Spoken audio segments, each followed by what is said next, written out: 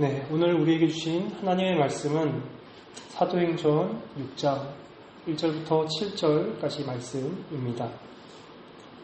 사도행전 6장 1절부터 7절까지 말씀입니다.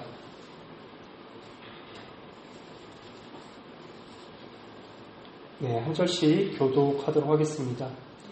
그때 제자가 더 많아졌는데 헬라파 유대인들이 자기의 과부들이 매일의 구제에 빠짐으로 히브리파 사람을 원망하니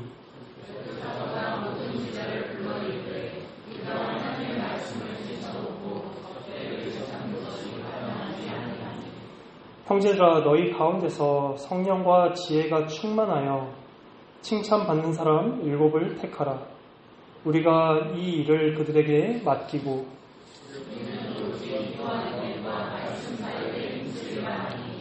온 무리가 이 말을 기뻐하여 믿음과 성령이 충만한 사람 스데반과 또 빌립과 브로고로와 니가노르와 디몬과 바메나와 유대교회에 입교했던 안디옥 사람 니골라를 택하여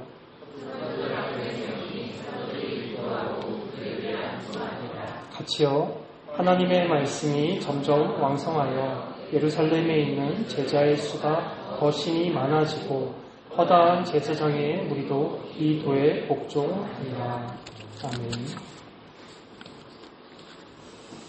아멘. 네, 우리는 지난 시간에 교회의 외적인 문제, 즉 종교 지도자들이 교회를 핍박하고 박해할 때 하나님께서 어떻게 교회를 구원하시고 은혜를 베풀어 주시는지에 대해서 들었습니다. 이번 주는 교회의 내적인 문제를 어떻게 해결해 주셨는지를 한번 살펴보고자 합니다. 오늘 본문을 크게 세 부분으로 나누면 먼저 문제 인식이고 그 다음에는 문제 해결, 그리고 마지막으로 해결 후 결과에 대해서 한번 살펴보고자 합니다. 먼저 문제가 생깁니다. 그때 제자가 더 많아졌는데 헬라파 유대인들이 자기의 과부들이 매일의 구제에 빠짐으로 히브리파 사람을 원망하니 신약교회의 시작은 오순절에 성령께서 오셔서 시작이 되었죠. 그 오순절은 외국에 살던 유대인들, 즉 헬라파 유대인들이 예루살렘의 절기를 지키기 위해서 다 같이 모였습니다. 그들은 주로 헬라어, 그리스어, 즉 헬라어를 사용했고 원래 예루살렘에 살던 사람들은 히브리어와 아람어를 사용했죠. 그렇게 신약교회는 처음 시작했을 때부터 두 부류로 시작했습니다. 아마 여러분들께서도 바울 서신을 보면은 가장 먼저 인사말로 은혜와 평강이 있기를 바란다라는 말을 많이 들어보셨을 겁니다. 거기서 평강은 히브리식 인사말이고 은혜는 헬라식 인사말입니다. 즉 바울의 편지 가운데 이러한 인사말을 보면은 이 교회는 헬라파 유대인과 히브리파 유대인 두 부류가 있는 교회구나를 생각하시면 좋을 것 같아요. 우리가 이전에도 살펴보았지만 바나바 같은 사람을 통해서 자신의 재산을 교회에 내놓고 함께 공유를 했죠. 그렇게 많은 돈이 교회 가운데 있다 보니 누군가는 나누어 줬을 것입니다. 아마도 사도가 아닌 제자들이 나눠줬던 것 같은데 그 나누는 과정 가운데 아무래도 교회의 주류가 히브리파 사람들이다 보니까 히브리파 유대인들에게 더 많이 나눠줬던 것으로 보여집니다. 아마도 자기가 아는 사람들에게 좀 더 챙겨주려는 마음도 있었을 것이고 자기와 말이 안 통하는 헬라파 사람들은 뒷전으로 미루기도 했을 것입니다. 그러자 헬라파 유대인들이 원망을 하기 시작합니다. 여기에 쓰인 이 원망이라는 말은 출애굽기에서 이스라엘 백성들이 광야 교회에서 모세를 원망했던 말과 같은 단어가 쓰였습니다. 즉 광야의 구약 교회처럼 큰 문제가 생길 만한 여지의 큰 위기가 교회 가운데 닥쳐왔다라는 이야기죠. 문제가 생겼으니 해결을 해야겠죠. 두 번째로 교회가 이 문제를 해결합니다. 12사도가 모든 제자를 불러 이르되 우리가 하나님의 말씀을 제쳐놓고 접대를 일삼는 것이 마땅하지 아니하니 형제들아 너희 가운데서 성령과 지혜가 충만하여 칭찬받는 일곱을 택하라. 우리가 이 일을 그들에게 맡기고 우리는 오로지 기도하는 일과 말씀 사역에 힘쓰리라 하니 온 무리가 이 말을 기뻐하여 믿음과 성령이 충만한 사람 스데반과 또 빌립과 브로고로와 니가느로와 디몬과 바메나와 유대교회에 입교했던 안디옥 사람 니고라를 택하여 사도들 앞에 세우니 사도들이 기도하고 그들에게 안수하니라. 사도들이 이 문제를 인식하고 제자들을 다 불러서 이 문제에 대해서 말합니다. 2절에 접대라는 말이 등장하는데요. 우리나라 말로 좀 부정적인 인식이 있는 단어인데 다른 말로는 봉사와 섬김이라는 말입니다. 사실 이 접대라는 말에서 집사라는 직분이 나오기도 했죠. 사도들이 기도도 하고 말씀도 연구하고 또 복음도 전하고 접대도 해야 하는데 너무 일이 많다 보니까 해야 할 일을 하지 못하는 상황이 된 것이죠. 그래서 7을 택하고 사도들은 기도와 말씀 사역에 힘쓰겠다라고 말합니다. 그러자 교회가 다 같이 기뻐하죠. 그래서 성령과 지혜가 충만한 7을 택합니다. 여기서 굉장히 중요한 포인트가 하나 있는데요. 사도들은 단지 숫자만 정하고 교회가 직접 집사들을 뽑도록 정했다는 점입니다.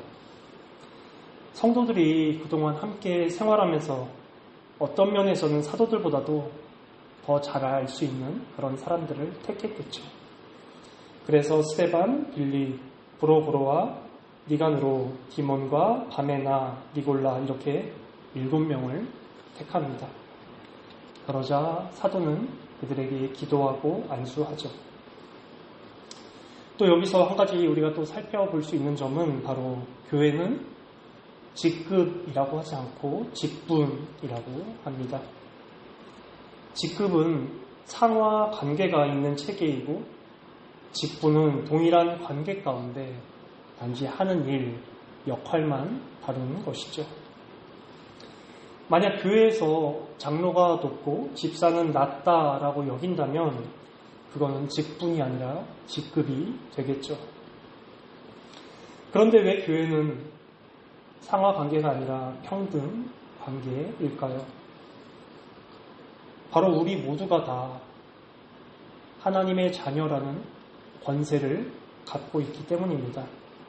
하나님의 자녀라는 권세가 우리의 가장 높은 신분이기 때문이죠. 만약 직분으로 높고 낮음이 있다라고 한다면 그거는 하나님의 자녀라는 권세를 직분보다 더 낮다, 더 열등하다라고 여기는 그런 꼴이 되겠죠. 직분은 단지 하는 역할만 다를 뿐이지 높고 낮음이 아닙니다.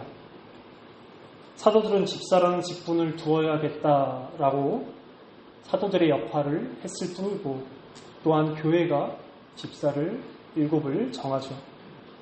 또 집사들은 모든 사람이 원망이 없게 균등하고 동일하게 분배하는 역할을 하면 될 뿐입니다. 그렇게 사도, 집사, 교회가 각자의 역할을 감당할 뿐이죠. 세 번째로 문제가 해결되고 난 후의 결과입니다. 하나님의 말씀이 점점 왕성하여 예루살렘에 있는 제자의 수가 더 심히 많아지고 허다한 제사장의 무리도 이 도에 복종하니라. 교회가 둘로 나뉠 수 있는 정말 큰 문제가 해결되니까 다시 교회가 하나가 되었습니다. 또 사도들도 기도와 말씀 사역에 더 힘을 쓰니 하나님의 말씀이 점점 왕성하여 제자의 수도 더 많아졌죠. 심지어 제사장의 무리까지도 예수 그리스도의 복음과 그분께 복종하게 됩니다. 우리가 지난 시간에 사도들을 다 내쫓아놓고 종교 지도자들끼리 나눈 대화를 어떻게 누가가 기록했는지 오늘 본문에서 또 다시금 명확하게 이야기하고 있습니다.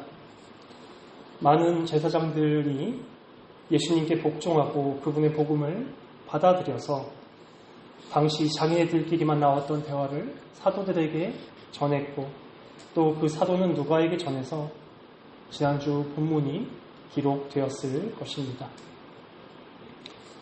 설교를 정리하도록 할게요. 교회가 둘로 나뉠 만한 큰 문제가 생겼습니다. 헬라파 유대인들의 과부들이 매일의 구제에 빠지게 되었죠. 그러자 교회는 문제를 해결합니다.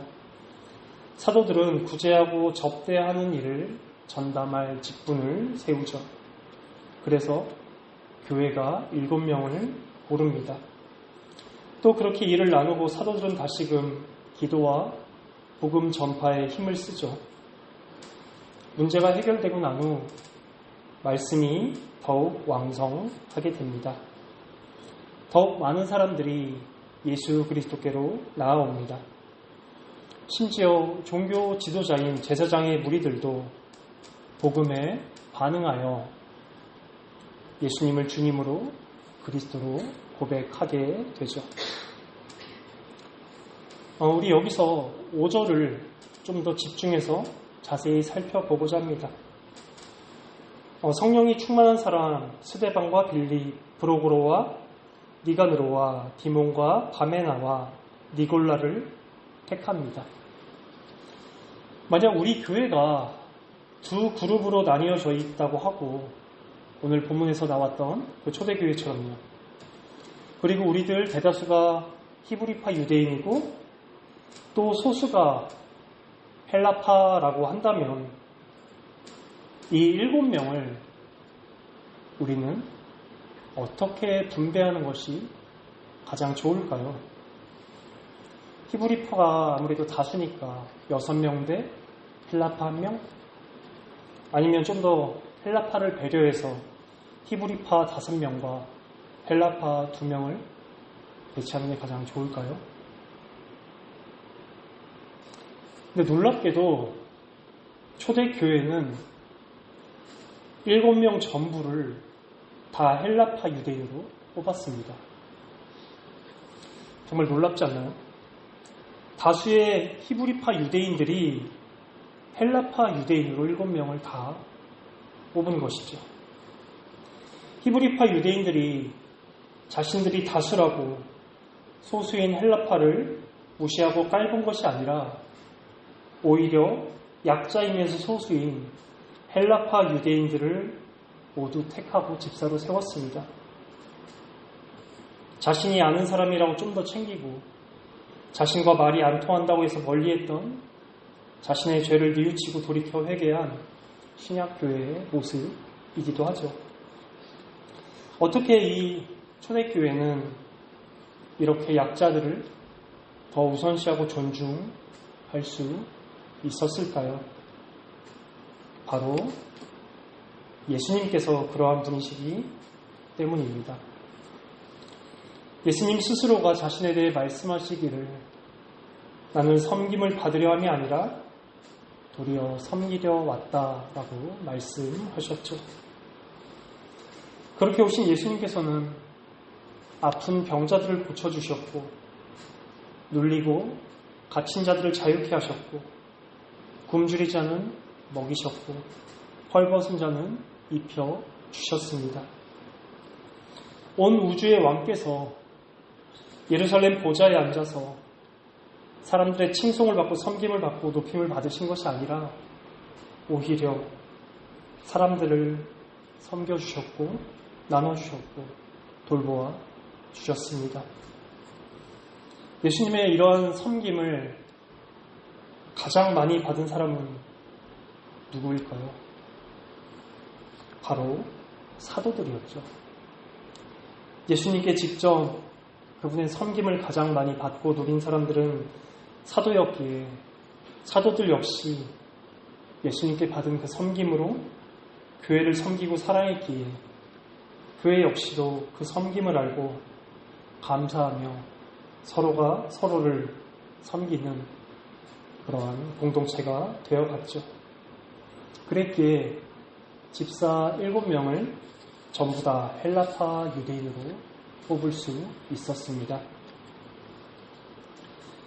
강한 자가 살아남는 세상의 상식이 통하지 않고 오히려 약자를 돌보고 섬기는 복음이 다스리고 역동하는 교회, 그렇게 서로가 서로를 섬기는 교회가 되도록 한 가지 적용을 해보고자 합니다.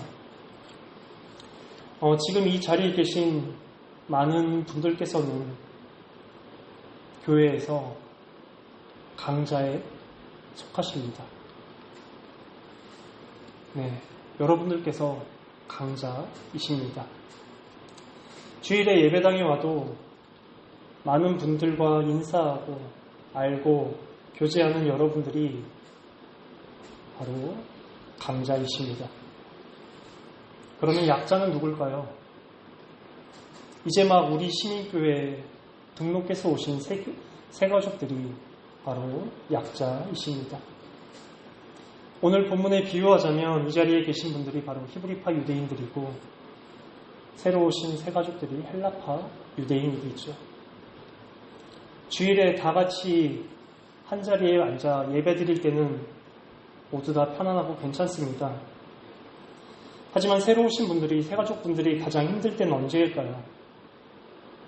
바로 예배 마치고 나서부터 밥 먹으러 가는 그 모든 시간이 새 가족들은 철저하게 약자입니다. 예배 시간엔 다 같이 각자의 자리에 앉아서 각자 예배를 드리기 때문에 모두가 불편함이 없습니다. 하지만 예배 마치고 밥 먹으러 갈 때 새로 오신 분들과 기존 분들이 명확하게 갈립니다. 요즘 감사하게도 우리 교회에 많은 분들이 오셔서 새로 많이 등록하고 계시는데요. 강자인 여러분들이 먼저 인사해 주세요. 여러분들이 먼저 다가가서 말도 걸어주세요. 강자인 여러분들이 함께 밥도 먹어주시고 커피도 마셔주세요. 그게 바로 다수인 히브리파 유대인이 우리가 소수인 헬라파 유대인 7을 집사로 뽑는 것입니다. 우리를 먼저 불러주셔서 조건 없이 받아주시고 사랑해 주신 그리스도 안에서 먼저 받은 사랑과 은혜로 새로 오신 분들에게 베풀어 주세요. 그렇게 복음이 움직이는